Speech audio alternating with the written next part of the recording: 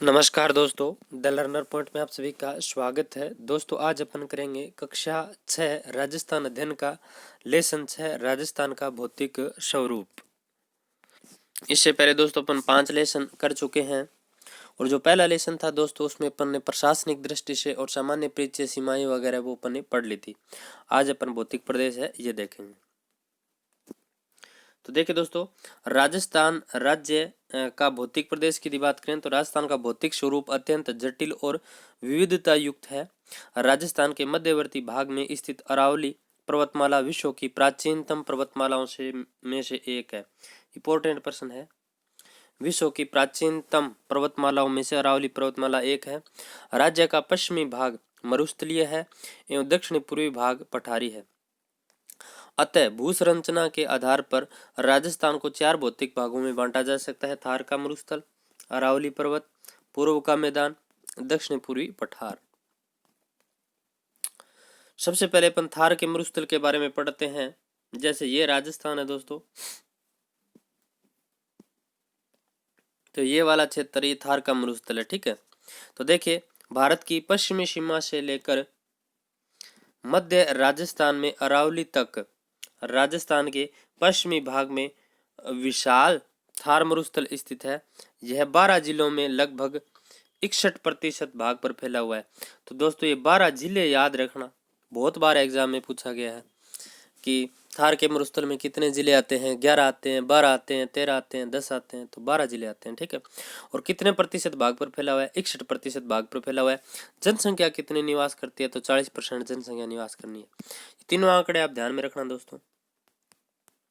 61% क्षेत्रफल, 40% जनसंख्या। ठीक है, और दोस्तों ये विश्व के जितने भी मरुस्थल है उनमें दोस्तों सर्वाधिक जनघनत्व वाला मरुस्थल है थार का मरुस्थल। ये भी इंपॉर्टेंट बात है। सर्वाधिक जैव विविधता भी इसी मरुस्थल में पाई जाती है। ठीक है, तो ये चीज भी आप ध्यान में रखना। देखिए सर्वाधिक जैव विविधता आदि के कारण विश्व का सबसे धनी मरुस्थल कहलाता है। क्या कहलाता है? सबसे धनी मरुस्थल। सर्वाधिक जनघनत्व भी इसी मरुस्थल के अंदर है। ये चीज भी आप ध्यान में रखना। नेक्स्ट देखिए, बाड़मेर, जैसलमेर, बीकानेर में स्थित रेतीले मरुस्थलीय भाग को भारतीय मरुस्थल कहा जाता है। क्या कहा जाता है? भारतीय मरुस्थल, भारतीय महामरुस्थल कहा जाता है। ग्रेट इंडियन डेजर्ट कहा जाता है। इस क्षेत्र में रेतीली मिट्टी व रेत के टीले पाए जाते हैं जो हवा के साथ अपना स्थान बदल लेते हैं। इन्हें बालू का स्तूप या स्थानीय भाषा में दोहरे कहते हैं। ये राजस्थान पुलिस में अभी प्रश्न आया था दोस्तों।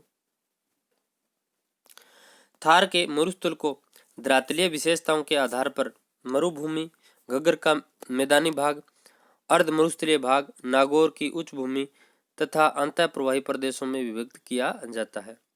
फिर देखिए अरावली पर्वत। देखिए राजस्थान के मध्य भाग में दक्षिण पश्चिमी से उत्तर पूर्व दिशा में राज्य के लगभग 9% भाग में फैला हुआ है अरावली पर्वतमाला। यह विश्व की सबसे प्राचीन पर्वतमालाओं से एक है। तो ये भी इंपॉर्टेंट है, विश्व की प्राचीनतम पर्वतमालाओं में से एक है जो दक्षिण में गुजरात के खेड़ब्रह्मा से दोस्तों, गुजरात के खेड़ब्रह्मा से लेकर के और उत्तर में दिल्ली की रायसीना पहाड़ी, जिस पर संसद भवन है दोस्तों, रायसीना पहाड़ी तक 692 किलोमीटर विस्तृत है।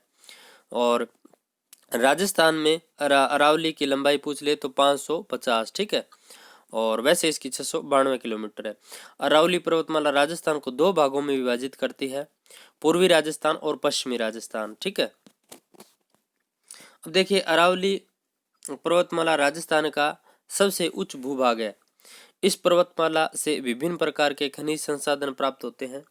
अरावली पर्वतमाला मरुस्थल के पूर्व की ओर प्रसार को रोकती है। यानी अरावली पर्वतमाला है ये इधर जो पूर्व की ओर प्रसार आता है दोस्तों, ये रोकती है। और दोस्तों जो मानसून है उसके समांतर है अरावली पर्वतमाला, तो जो मानसून आता है वो इसके समांतर होकर के सीधा ऊपर हिमालय की तरफ चला जाता है। ठीक है, अरावली पर्वतमाला मानसून को रोककर पूर्वी और दक्षिणी राजस्थान में वर्षा करती है। तो दोस्तों ये ऐसे अरावली पर्वतमाला, तो इधर से दोस्तों जो मानसून आता है अरब सागर वाला, तो ये तो दोस्तों इसके समांतर होकर ऊपर चला जाता है और ऊपर जाके हिमालय पे वर्षा करता है। लेकिन इस अरब सागर की एक शाखा यहाँ नो दोस्तों नीचे नर्मदा सतपुड़ा यहाँ पर दोस्तों दर्रे से हैं, घाटियां सी है, वहां से होकर के एक शाखा निकलती है। वो शाखा आगे चल करके जो बंगाल की खाड़ी की शाखा है, जो इसकी मानसून की, उस शाखा से मिल जाती है। गारो खासी जयंतिया पहाड़ियाँ यहाँ से इधर से दोस्तों ये इधर मानसून आता है, ऐसे घूमकर वो शाखा आती है। वो यहाँ दोस्तों टकरा करके अरावली पर्वतमाला के विशेषकर झालावाड़ जिले में सर्वाधिक वर्षा करती है। ठीक है, तो यहाँ एक प्रश्न ये भी पूछा जा सकता है कि राजस्थान में सर्वाधिक क्षेत्रफल पर वर्षा किस शाखा से होती है, तो अरब सागर वाली। ठीक है, और ऐसे पूछ ले कि सर्वाधिक वर्षा किस शाखा से होती है, तो बंगाल की खाड़ी की शाखा से। और सर्वाधिक वर्षा किस जिले में होती है, तो झालावाड़ में होती है। ये चीज आप ध्यान में रखना। ठीक है, इन्हीं कारणों से अरावली को राजस्थान की जीवन रेखा कहा जाता है। राजस्थान में अरावली पर्वतमाला की सबसे ऊंची चोटी गुरु शिखर है। कौन सी है? गुरु शिखर। ये माउंट आबू में स्थित है दोस्तों, सिरोही में 1722 मीटर ऊंची है। कितनी? 1722 मीटर ऊंची है। अब देख लीजिए राजस्थान का ये भौतिक प्रदेश है दोस्तों। ये इधर घग्गर का मैदान, ये मरुस्थल, ये बालू का स्तूप मुक्त प्रदेश, ये लूणी बेसिन है, ये आबू पर्वत, ये बुराट का पठार, ये दक्षिणी अरावली, मध्य अरावली, उत्तरी अरावली, बागड़ प्रदेश, शेखावाटी प्रदेश, माही का मैदान,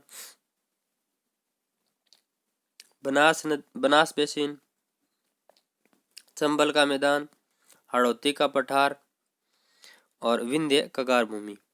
एक दोस्तों प्रश्न पूछा गया था अभी राजस्थान पुलिस में कि राजस्थान में लाल मिट्टी, हाँ लाल मिट्टी का प्रश्न पूछा गया। तो लाल मिट्टी दोस्तों इस एरिया में पाई जाती है। ठीक है, थोड़ा ध्यान रखना इस एरिया में। नेक्स्ट देखिए पूर्वी मैदान। तो पूर्वी मैदान, राजस्थान का पूर्वी मैदान चंबल, बनास, बाणगंगा व उनकी सहायक नदियों द्वारा निर्मित है, जो विस्तृत रूप से गंगा के मैदान का ही प्रवाह है। यह मैदान राज्य के लगभग 23% भाग पर फैला हुआ है। कितने? राज्य के लगभग 23% भाग पर फैला हुआ है। चंबल नदी के आसपास कोटा से धौलपुर तक का क्षेत्र नाड़ी अपर्दन के कारण अत्यधिक उबड़ खाबड़ हो गया है, जिसे चंबल के बीहड़, डांग या उत्कात भूमि कहा जाता है। ये रीट में प्रश्न आया था अभी दोस्तों। राजस्थान पुलिस में चंबल की सहायक नदी पूछ ली तो यहीं से प्रश्न उठते हैं। राजस्थान के सबसे उपजाऊ व सर्वाधिक जनघनत्व वाले इस क्षेत्र में राजस्थान की लगभग 40% जनसंख्या निवास करती है। तो 23% पर फैला है, यानी क्षेत्रफल पर फैला है 23%। जनसंख्या कितना परसेंट निवास करती है? 40% निवास करती है। चंबल के बीहड़, डांग, उत्खात भूमि, ये आप ध्यान में रखना। ठीक है, नेक्स्ट देखिए और कौन कौन सी नदियों के द्वारा ये निर्मित है, तो चंबल, बनास, बाणगंगा इनके द्वारा निर्मित है ये पूर्व का मैदान। राजस्थान के दक्षिणी भाग में बांसवाड़ा व प्रतापगढ़ जिलों में माही और उसकी सहायक नदियों द्वारा निर्मित कुछ मैदानी भाग है, जिन्हें माही के मैदान के रूप में जाना जाता है। 56 गांव के समूह एवं 56 नदी नालों से निर्मित मैदान के कारण इसे 56 का मैदान कहा जाता है। तो राजस्थान का जो दक्षिणी भाग है दोस्तों, वहां पर बांसवाड़ा प्रतापगढ़ जिला है। वहां दोस्तों माही व उसकी सहायक नदियों के द्वारा निर्मित मैदानी भाग है, जिसे माही का मैदान कहते हैं। और 56 नदी नालों से निर्मित होने के कारण उसे 56 का मैदान कहा जाता है। क्या कहा जाता है? 56 का मैदान कहा जाता है, याद रखना। फिर है दक्षिणी पूर्वी पठारी भाग। तो राजस्थान के दक्षिणी पूर्वी भाग को प्राचीन काल में हांडावंशी शासकों का क्षेत्र होने के कारण हाड़ौती का पठार भी कहा जाता है। राजस्थान के लगभग 7% भाग पर फैला हुआ है दोस्तों। जो उपजाऊ, जहां उपजाऊ मिट्टी है दोस्तों, उपजाऊ मिट्टी कौन सी?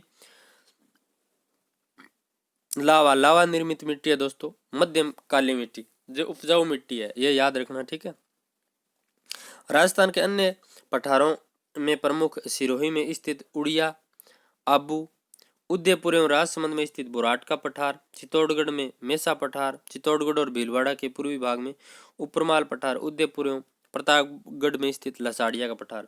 तो ये याद रखना दोस्तों कि उड़िया का पठार तो सिरोही में है, उड़िया का पठार सिरोही आबू। बुराट का पठार कहाँ है? तो उदयपुर राजसमंद। मेसा पठार कहाँ है? चित्तौड़गढ़। जिस पर चित्तौड़गढ़ दुर्ग बना हुआ है। और उपरमाल पठार कहाँ है? चित्तौड़गढ़ और भीलवाड़ा जिलों के पूर्वी भाग में। लसाड़िया पठार कहाँ है? तो उदयपुर एवं प्रतापगढ़ में स्थित है। अब देखिए जलवायु व ऋतु चक्र।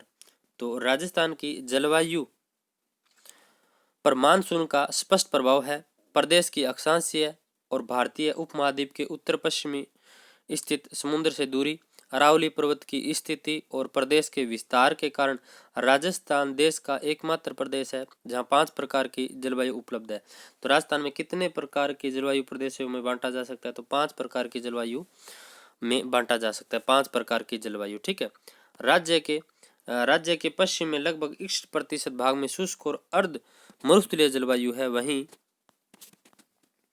अरावली के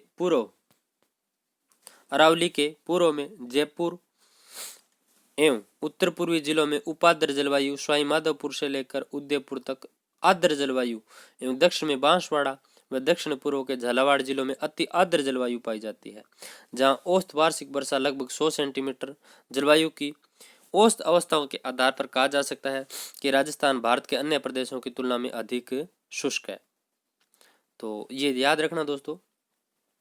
अरावली के पूर्व में जयपुर और उत्तरी पूर्वी जिले हैं, वहां पर उपाद्र जलवायु पाई जाती है। सवाई माधोपुर से लेकर उदयपुर तक का जो भाग है वहाँ आर्द्र जलवायु। दक्षिण में जो बांसवाड़ा और दक्षिण पूर्व के जो झालावाड़ है वहाँ अति आर्द्र जलवायु पाई जाती है, ठीक है। और दोस्तों पश्चिम में तो आपको पता ही है शुष्क जलवायु पाई जाती है। और ये दोस्तों वर्षा रेखाएं यहाँ पर दर्शाई गई है कि कहाँ पर कितनी वर्षा होती है। तो ये देखिए दोस्तों, इधर यहाँ से इधर 20 सेंटीमीटर, यहाँ से इधर 30 सेंटीमीटर। ये देखिए दोस्तों 40, 50, 60, 70 से ये सारी यहाँ ये 40 वाली है, ठीक है। ये दोस्तों ये यहाँ पर 60, 70, 100 वाली भी, 80 वाली, ये 90 वाली, ठीक है, ये 100 वाली। तो ये रेखाएं दर्शाई गई है। नेक्स्ट देखिए, नेक्स्ट है, जैसा कि आप जानते हैं राजस्थान में मुख्यतः 3 ऋतुएं पाई जाती है। कितनी ऋतुएं? 3 ऋतुएं पाई जाती है। ग्रीष्म ऋतु, ये मार्च से लेकर के जून तक। तो ग्रीष्म ऋतु का टाइम पीरियड पूछ ले तो मार्च से जून।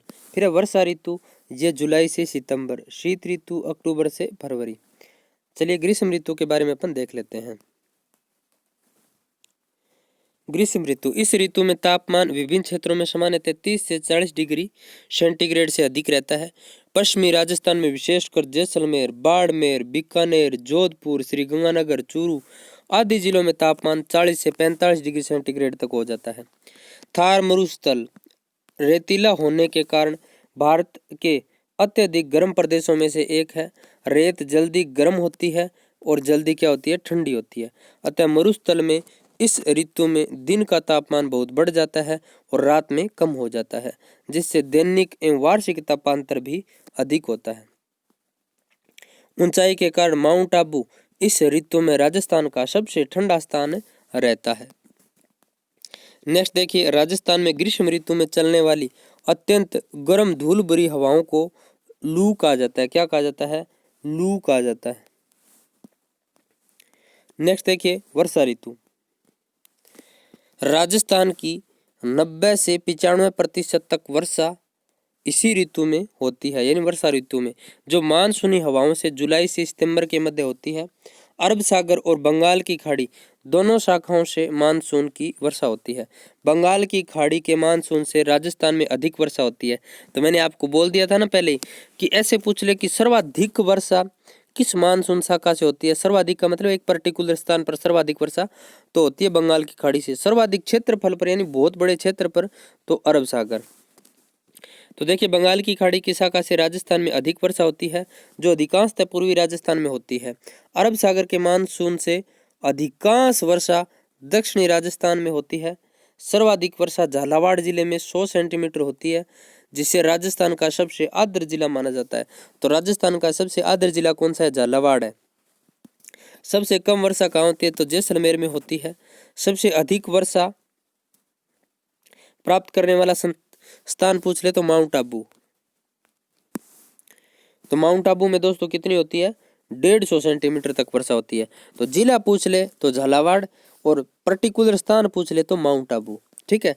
राजस्थान के दक्षिणी पूर्वी भाग से उत्तर पश्चिम की ओर लगातार वर्षा क्या होती जाती है, कम होती जाती है। यानी दक्षिण पूर्वी भाग से यहाँ पर दोस्तों वर्षा अधिक, यहाँ फिर कम, यहाँ फिर कम, यहाँ फिर कम, यहाँ फिर कम, ऐसे।